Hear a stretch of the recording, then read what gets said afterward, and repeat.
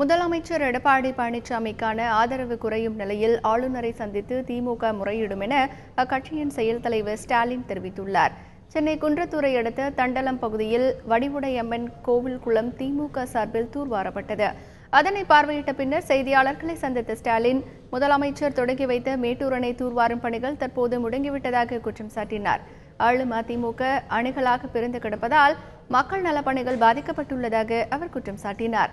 முதலமைச்சருக்கு ஆதரவு அளிக்கும் அதிமுக எம்எல்ஏக்களின் எண்ணிக்கை குறைந்தால் ஆளுநரை சந்தித்து திமுக முறையிடும் என்றும் ஸ்டாலின் கூறினார்.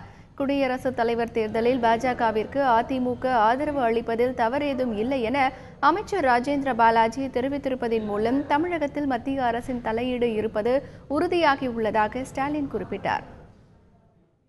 தமிழகத்தின் முதல்வருடைய எடப்பாடி பழனிசாமியுடைய பெரும்பான்மை மிகப்பெரிய குறைந்திருக்கு, 3 அணியாக குறைஞ்சிருக்கு. அப்படி இருக்கும் பட்சத்தில் ஆளுநரையோ குடியரசுத் தலைவர் நேரில் சந்திக்க வாய்ப்புகள் இருக்கா? தேவைப்பட்டால் சந்திப்போம். அது சூழ்நிலையை பொறுத்து இருக்கிறது. நாங்கள் சொன்னதை ஏற்றுக்கிட்டு இருக்காருன்னு அர்த்தம் தான்.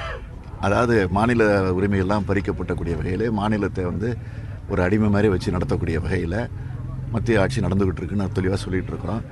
அதை அவர் வழிமொழிஞ்சு அதை ஏற்றுக்கிட்டு இருக்கிறார்.